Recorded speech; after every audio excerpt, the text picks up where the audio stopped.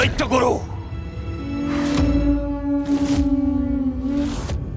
दैत्यगुरु शुक्राचार्य अखेर सापडलात. मला शाश्वती होतीच. माझ्या माघारी माझ्या विरुद्ध कारस्थान करणारे तुम्हीच आहात.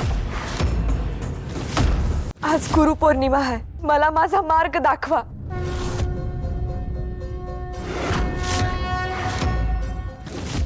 आजपासून आम्ही तुझे गुरु आहोत.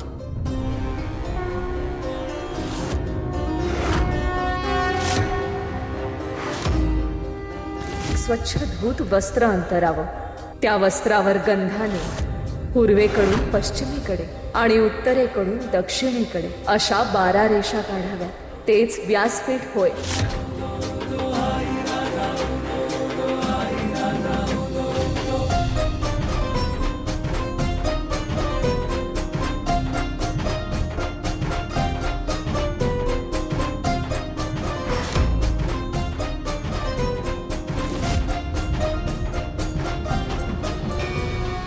या देवी सर्वभूतेषु मातृरूपेण संस्थिता.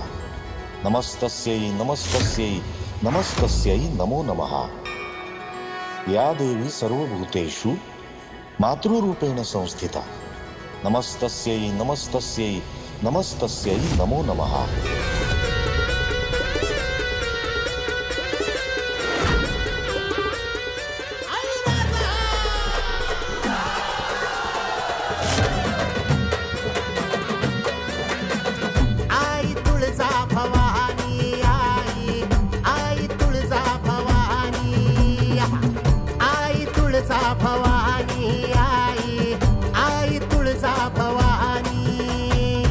जगजननी तव चरणी आई, फळ येईन सरुनी जाई.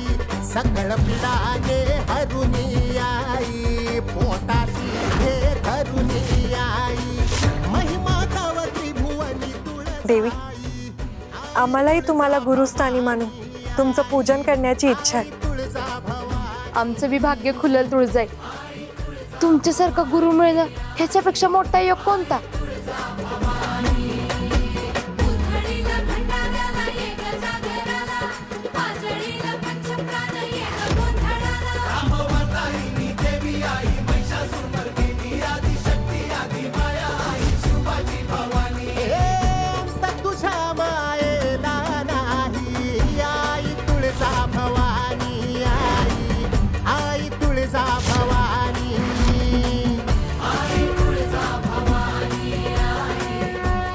उषा, हा पूजा विधी तुला कोणी शिकवला?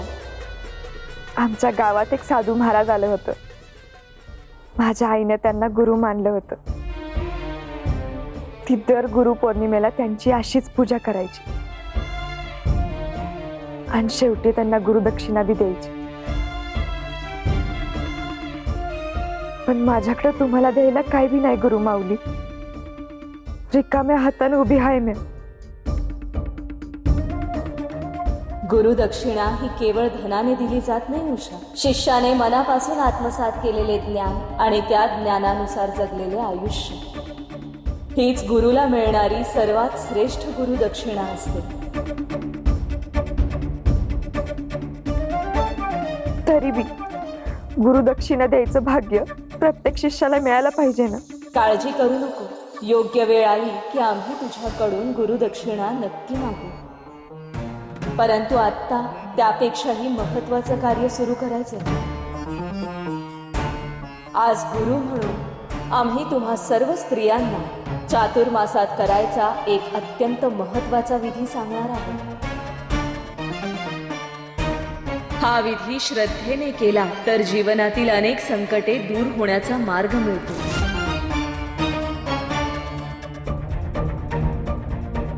बस हीच ऐकायचं होतं.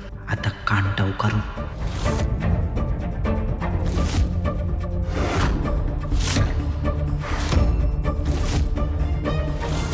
एक गोष्ट आम्ही स्पष्ट सांगतो.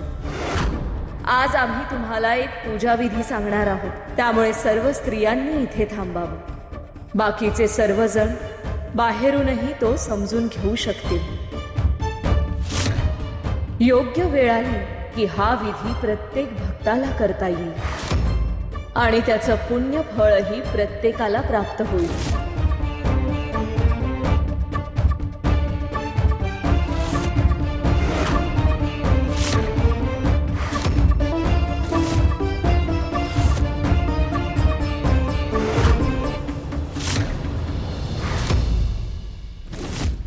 काय चलप्पा, लक्ष आहे ना उषावर? अव एकदम बारकाईनं आहे बघा. अव म्या तिच्या सावलीवर बी लक्ष ठेवून आहे. हा,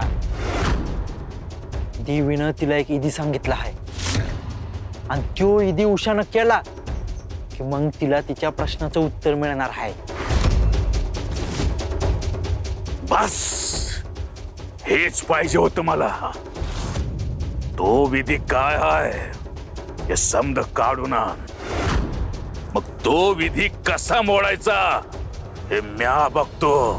नाही मालक, ते माझ्याच्यानं नाही जमणार. का? अहो मालक, तो इदी फक्त बायकांचा आहे.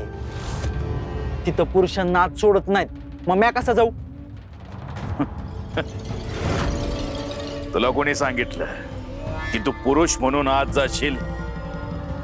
म्हणजे चलप्पा, माझ्या या चमत्कारानं काही बी होऊ शकतं. मालक, मालक अहो असं नका की करू. मालक, मालक नका नका, असं नका करू. चलप्पा, अरे काम मोठं आहे, त्यासाठी तुला थोडं बदलावं लागल. अहो मालक, मला अजिबात नाही बदलायचं. उग मला बाई बी बनवू नका की मालक. अहो दुसरा उपाय नाही चलप्पा. पण हे बाई, नाही नाही नका नका मालक. अहो असलं काय बी करू नका की. अहो चलप्पा, उशीर झालाय.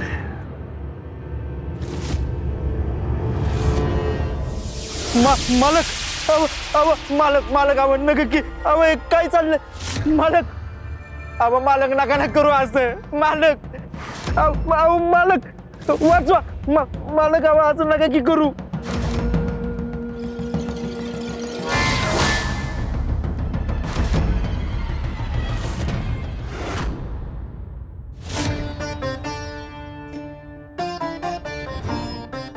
तुळजाई, आम्हा समजांनी लई उत्सुकता लागल्या. तुम्ही आज नेमकं कोणतं व्रत सांगणार आहे? आजपर्यंत आपण ज्या व्रताची कथा ऐकत आलो तेच व्रत आज आम्ही तुम्हाला समजावून सांगणार आहोत. हे महादेवांना अत्यंत प्रिय असलेलं 16 सोमवार व्रत आहे.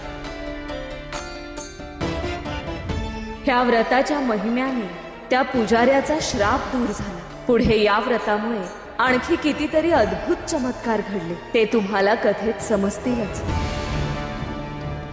परंतु आज हे व्रत कसं करायचं त्याचा योग्य विधी आम्ही तुम्हाला सांगणार आहोत. तुम्ही तो मनापासून समजून घ्या आणि ज्या ज्या स्त्रीला भक्तीचा हा मार्ग स्वीकारायचा आहे त्यांच्यापर्यंतही तो पोहोचवा.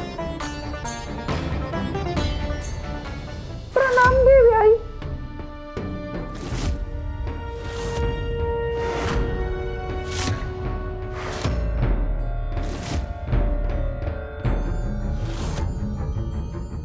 मला बी व्रत जाणून घ्यायचं आहे. देवी, ही स्त्री काहीतरी गडबड वाटते. आपण हिला बाहेर काढूया. आजच्या दिवशी ज्ञान मिळवण्यासाठी आलेल्या कोणालाच नाही म्हणायचं नाही. ये, बस.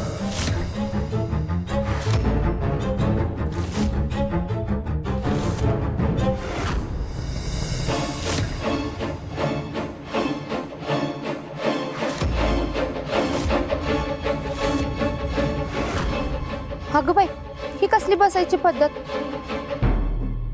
बाईच्या जातीला शोभतं का असं? जरा नीट मांडी घालून बसा.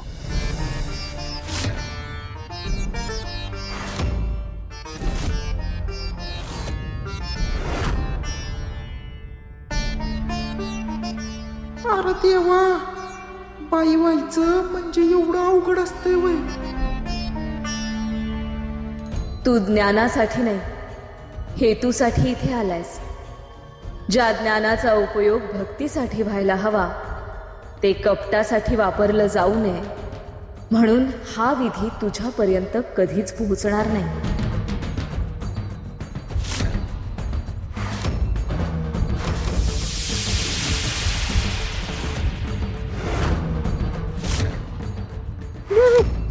आता सांगताय ना व?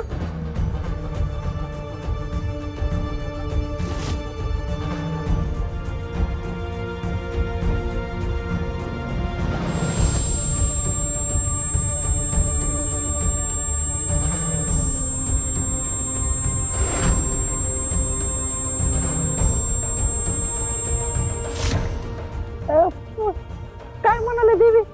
एक सबूत बी ऐकू आला नाही. 16 सोमवार व्रत हे केवळ इच्छा पूर्ण करण्यासाठी नसतं, तर मन, विचार आणि जीवन शुद्ध करण्यासाठी असतं. ह्या व्रताची सुरुवात शक्यतो चातुर्मासातील पहिल्या सोमवारी किंवा कोणत्याही शुभ सोमवारी करावी. व्रताच्या दिवशी पहाटे लवकर उठावं. शक्यतो शुभ्र किंवा स्वच्छ धुतलेली वस्त्र परिधान करावी. कपाळावर भस्म, चंदन किंवा गंध लावावा. सर्वप्रथम भगवान शंकराचं स्मरण करून त्यांना नमस्कार करावा.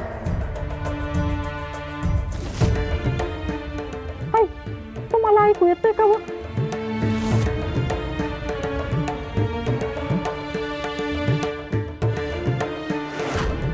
त्यानंतर घरातील देवतांची पूजा करून दिवसभर श्रद्धेने उपवास करावा.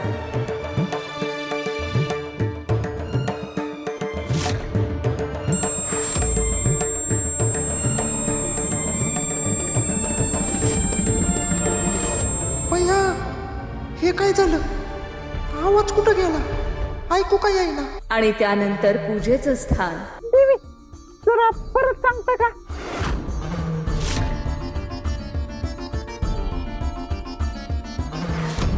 मध्ये अडथळा आणू नका, शांत बसा.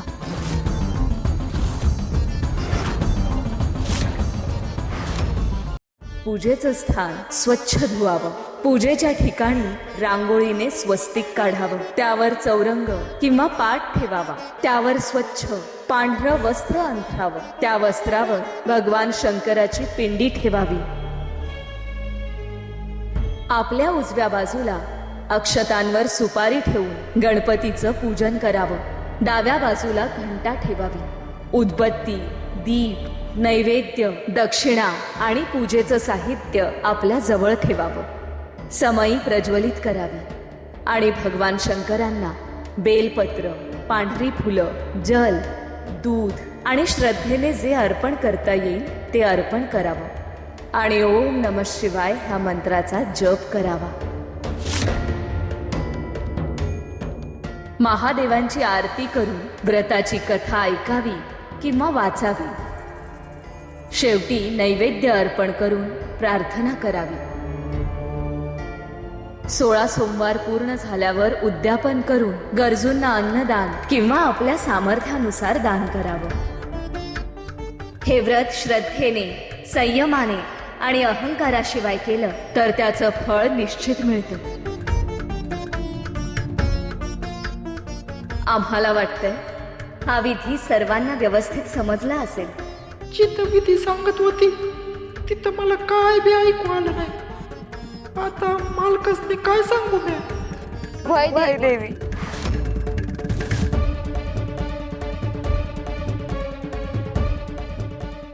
देवी, तुम्ही सांगितल्याप्रमाणे मी या 16 सोमवाराचं व्रत अगदी मनापासून करीन. तुमचा शब्द खाली पडू देणार नाही. श्रद्धेने केलेली प्रत्येक साधना भक्ताला त्याच्या ध्येयापर्यंत पोहोचवते. तुझी भक्तीच तुझा मार्ग बनेल उषा. आता मालकासने काय थापा मारायच्या? हीच मोठं व्रत माझ्या मोर उभं राहिले. शेलप्पा, आता तुलाच काय तर करावं लागेल.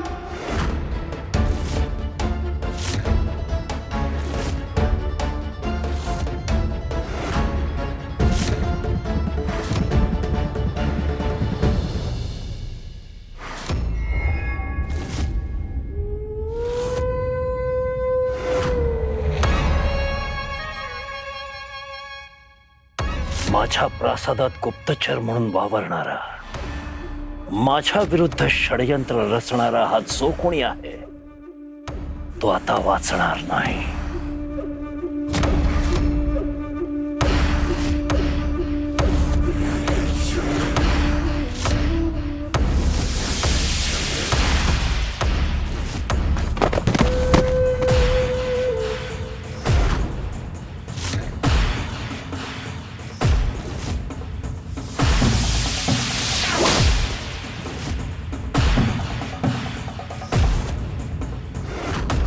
हा कोणी सामान्य मनुष्य नाही किंवा तुळजाचा एखादा सामान्य भक्त नाही.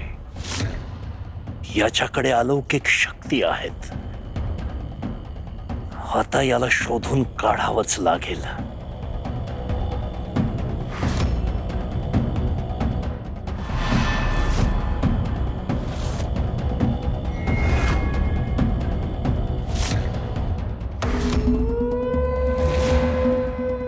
हा पाताळात जाण्याचा गुप्त मार्ग आहे. हा केवळ माझ्या समीप असणाऱ्या काही जणांना माहिती आहे. हा याला कसा माहिती?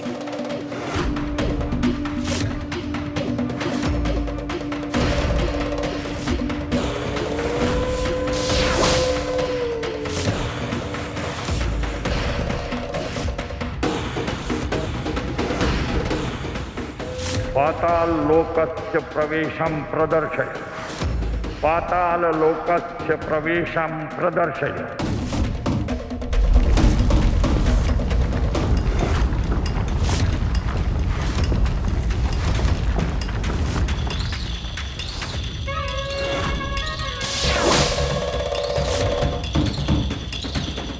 नाही, आज ही संधी मी हातची जाऊ देणार नाही. चेलप्पा, त्या तुळजाने काय व्रत सांगितलं ते सांग.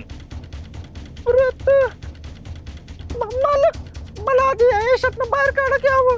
गावात समजे हसतात व मला. मगाशी तर 2 बायकांनी हळदी कुंकवाला बी बोलवलं.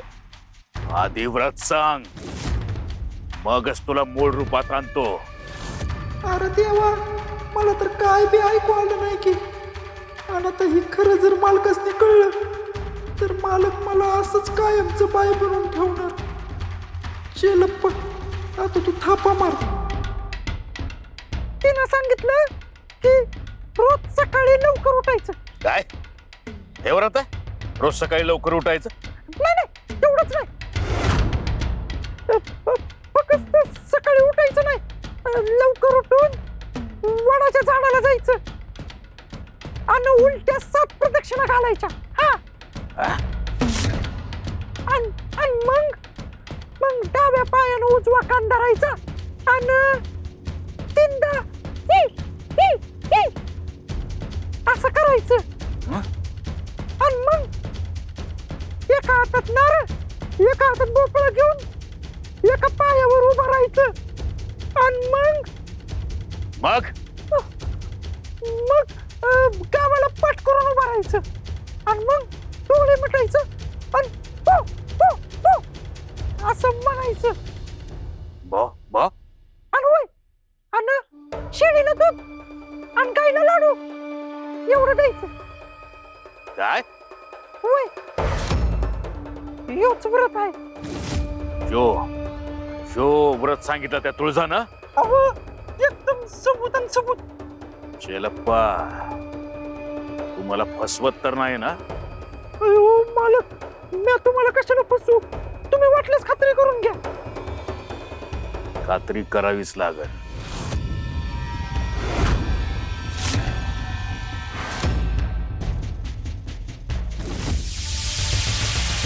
मालक,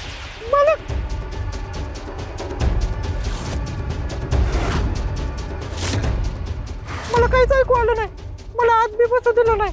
तिथं समजा बायका बसल्या होत्या. एकीनं माझा पदर वाढला, दुसरीनं मला सरक म्हणाली, तिसरी म्हणाली तू बाई असून बी तुला शिस्त नाही का? मी उगाच मान हलवत बसलो. ते बी काय बोलले ते काय बी कानावर आलं नाही. मग वाटलं काहीतरी थाप मारावं. याला काय कळतंय? चेलप्पा, म्हणजे तुला काहीच ऐकू आलं नाही? मालक मालक क्षमा करा मालक मालक मी काय नाही ऐकलं नाही उगाच बाई म्हणून गावभर हिंडलो मालक मला आता तरी माणूस करा की हवं नाही आता नाही. अहो मालक मला आता तरी यातनं बाहेर काढा की हवं सारखं साडी सांभाळा पदर सांभाळा बांगड्या सांभाळा ना वैताग नाही आता आला. नाही तुला याच रूपात राहावं लागणार आहे. म्हणजे माझ्या डोक्यात एक डाव आलाय. त्रिवळत कोणता आहे हे म्या शोधून काढणारच आणि त्यासाठी तुला याच रूपात काम करावं लागणार आहे. अयो, माझ्या देवा माणूस म्हणून जन्माला आलो आणि नशिबी बाईचं आयुष्य आलं. मालक आता तुम्ही काय करणार हाय?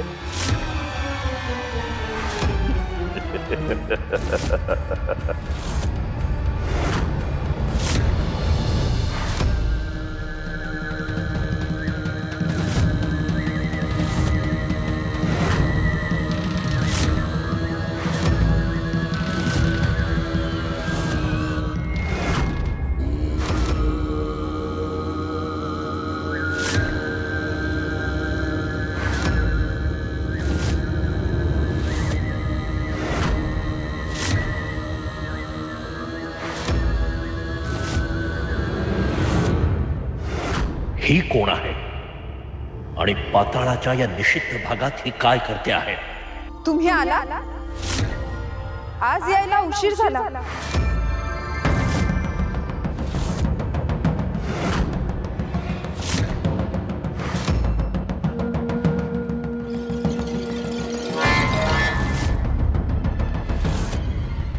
आज पहारा आधी कडक होता का? महिषासुराला संशय येऊ लागला आहे. हा आवाज तर माझ्या ओळखीचा आहे.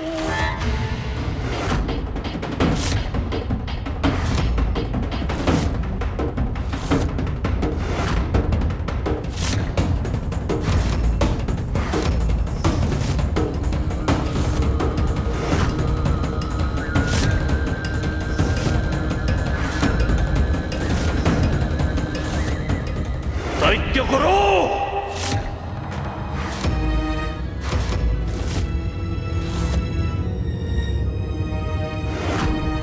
दैत्यगुरु दैत्यगुरु शुक्राचार्य अखेर सापडलात. मला शाश्वती होतीच. माझ्या माघारी माझ्या विरुद्ध कारस्थान करणारे तुम्हीच आहात. तुळजापर्यंत माझ्या योजनेची प्रत्येक वार्ता आधीच पोहोचली. माझ्या अमृत कुंभाच्या शोधाची माहिती तिला आधीच कळली आणि इथे या गूढ स्त्रीची तुम्ही भेट घेता आहात. याचा अर्थ आमचा संशय खरा होता आणि कदाचित असुरिकेच्या मृत्यू मागेही तुमचाच हात होता. महिषासुरा शांत.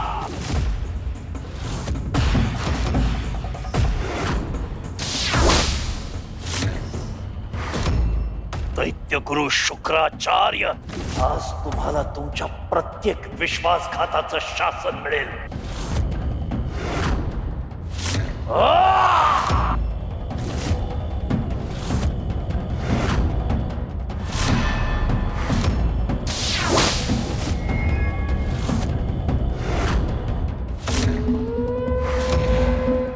तू कोण आहेस? आमच्या मध्ये पडण्याचं साहस करू नको.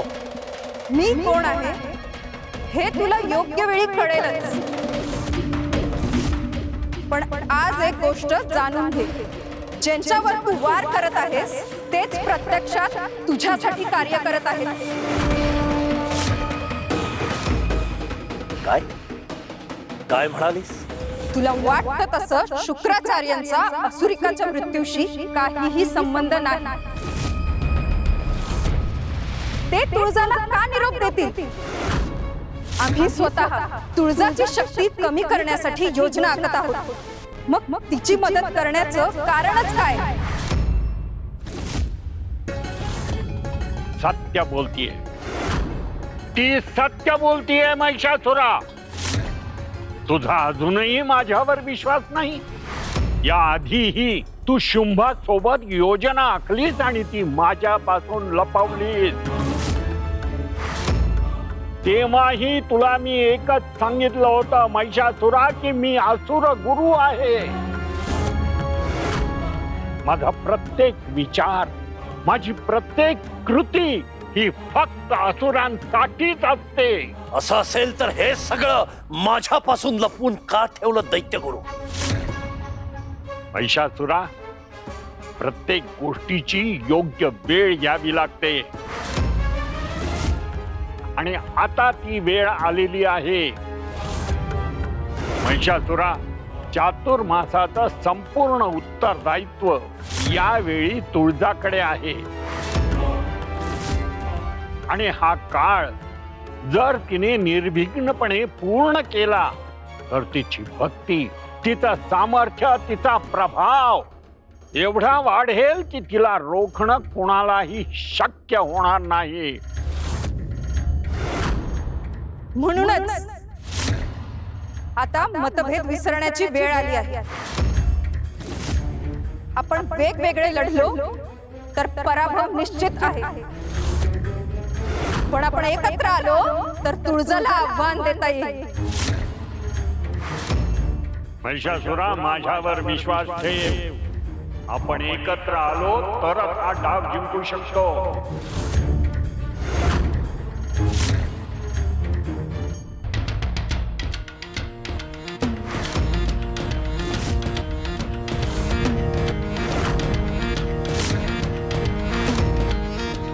ठीक आहे, असुर कुळाच्या उद्धारासाठी यावेळी मी तुमच्यावर विश्वास ठेवतो.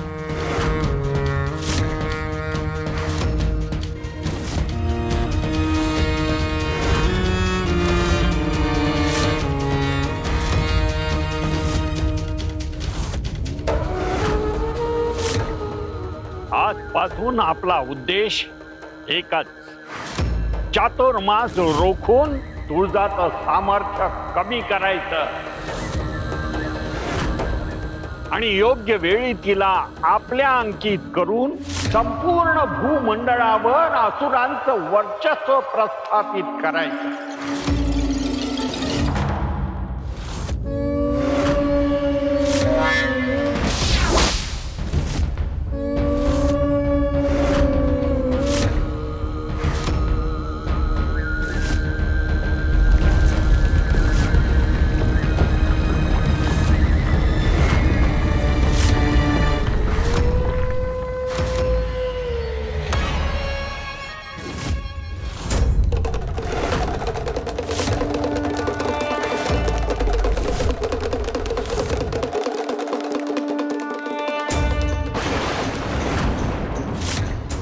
काळाच्या प्रवाहात काहीतरी बदलला आणि हा केवळ अपशकुन नाही तर येणाऱ्या महाभयंकर वादळाची चाहूल आहे.